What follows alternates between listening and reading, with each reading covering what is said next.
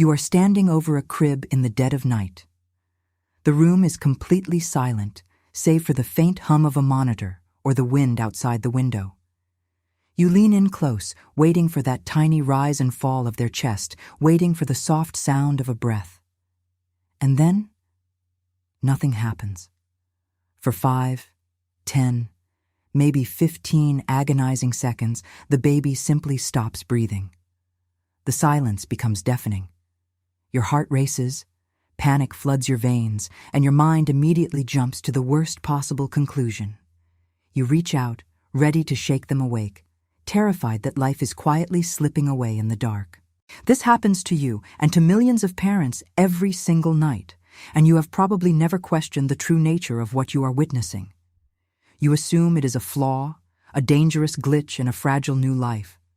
But what if I told you that this terrifying pause isn't a mistake at all? What if this sudden halt in breathing is actually an ancient, evolutionary survival mechanism? A biological echo from a time before we even walked upright. This momentary silence in the dark holds a secret tightly linked to human consciousness itself, to our fundamental drive to survive in a hostile world. If you ask any parent or even most family pediatricians, they will almost always give you the same reassuring yet entirely incomplete answer. They will tell you it's just periodic breathing. They will explain that a newborn infant's respiratory system is simply immature, a biological machine still learning how to coordinate the incredibly complex rhythm of inhaling and exhaling. They brush it off as a mere developmental delay, a biological hiccup that the baby will eventually outgrow as their nervous system catches up with the demands of the outside world. It sounds comforting. It sounds perfectly logical. But it is fundamentally wrong. To call this a glitch of immaturity is to completely misunderstand the genius of human engineering. It is not an accident. It is entirely deliberate. A team of neuroscientists at Harvard University, alongside elite sleep researchers, decided they were no longer satisfied with the immature lungs theory. They wanted to look closer at what the brain is actually doing during these silent, breathless seconds. They didn't just monitor the lungs or the chest cavity, they mapped the deep neural pathways lighting up in the most profound stages of infant slumber. And what they found shocked everyone. They discovered that during these breathless pauses, the brain isn't failing to send a signal to the lungs. It isn't forgetting to breathe. It is actively, forcefully sending a command to stop. Think about the sheer magnitude of that. The organ responsible for keeping the body alive is intentionally pausing the very function required for life. Why? Because when a baby stops breathing for those terrifying seconds, their brain is executing a high-stakes recalibration protocol. This is the hidden knowledge that fundamentally changes how we view the fragility of early human life. For 9 months in the womb, a baby doesn't breathe air. They live in a fluid environment, receiving a steady, uninterrupted supply of oxygen directly through the umbilical cord. Their lungs are filled with amniotic fluid, essentially useless for respiration. Then, birth happens. It is the single most traumatic shock a human body will ever endure. Suddenly, the cord is cut. The safety net is gone. The brain, which has never had to manage the mechanical effort of drawing breath, suddenly has to take over the manual labor of keeping the organism alive in an alien atmosphere.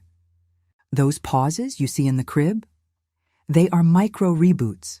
The brain intentionally halts the respiratory rhythm to test the emergency chemical sensors in the bloodstream. Deep within the brainstem, specialized cells are constantly monitoring the levels of carbon dioxide. By holding its breath, the brain is purposefully allowing carbon dioxide to build up in the blood.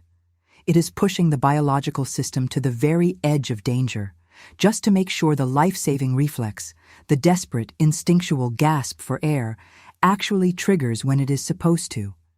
It is a simulated, near-death experience orchestrated by the infant's own mind to guarantee long-term survival. The brain is teaching itself how to survive suffocation. But here is where it gets even stranger. What if this isn't just about oxygen and lung capacity? What if these deliberate, breathless moments are doing something far more profound to the baby's perception of reality and their developing mind? In the late 1990s, an underground study at a prominent sleep institute in Montreal set out to measure the brainwaves of infants during these specific apneic pauses. The researchers weren't satisfied with just looking at the brainstem. They wanted to see the entire cerebral cortex. They placed tiny, non-invasive EEG sensors on the heads of sleeping newborns. The laboratory was kept incredibly quiet, bathed only in the soft, red glow of the medical monitors. It was the dead of winter in Canada, snow falling silently outside the window, while inside, researchers watched the jagged, rhythmic lines of breathing rise and fall on the screens. Then came the inevitable pause. The breathing line went flat. The parents who were permitted in the observation room held their breath in sympathy, their knuckles turning white as they gripped the arms of their chairs. 10 seconds passed. 12 seconds. The silence was agonizing, but the lead researchers weren't looking at the flat line of the lungs. They were staring, wide-eyed, at the brainwave monitors. In the exact millisecond the breathing stopped, the infant's brain didn't power down. It didn't show signs of oxygen starvation or distress. Instead, it erupted. A massive, synchronized spike of high-frequency electrical activity washed over the cortex. It lit up like a supercomputer processing a massive data upload. The researchers realized they were witnessing a phenomenon that defied everything they knew about sleep. The momentary lack of oxygen triggers a mild, carefully controlled stress response within the infant's body. This microdose of stress floods the brain with a highly specific cocktail of neurotransmitters.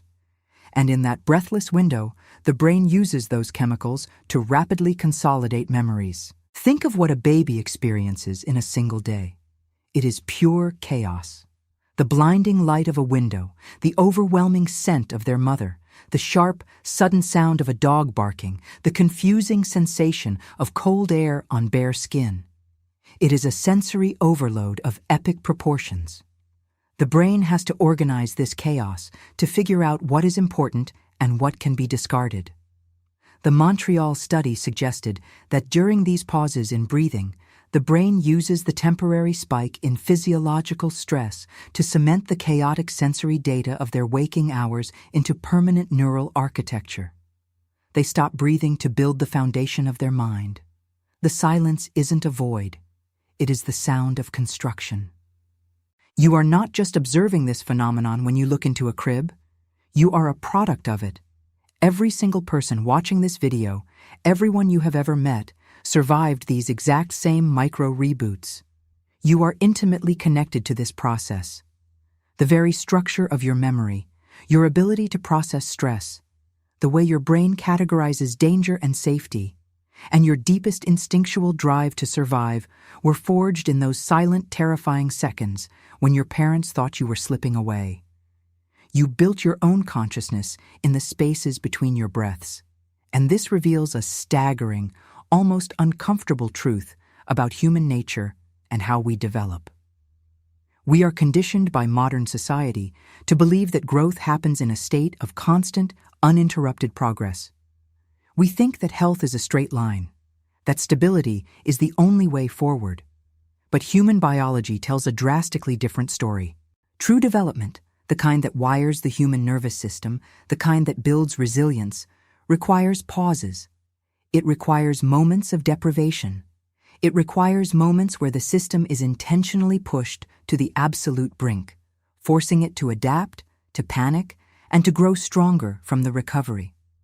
This biological hold-your-breath mechanism is the absolute blueprint for human resilience. We are designed by evolution to thrive not in spite of the terrifying pauses, but precisely because of them. If the brain didn't test the edges of death, it wouldn't know how to sustain life. However, there is a vital, unavoidable warning hidden within this incredible mechanism. While periodic breathing is a miraculous evolutionary tool, it exists on a razor's edge. The brain's calibration system in those early months is breathtakingly fragile. It is a delicate balance of chemistry and electricity. And because it is so fragile, external environmental factors can completely hijack this natural process. Toxins in the air, heavy blankets, or incorrect sleeping positions that restrict the airway can turn a necessary controlled micro-reboot into a catastrophic system failure. If the environment doesn't allow the baby to take that sudden, gasping recovery breath, the test becomes a tragedy. This is exactly why understanding the deep hidden science behind this behavior isn't just fascinating biological trivia. It is quite literally the difference between life and death. It is the reason why safe sleep guidelines are so aggressively pushed by medical professionals.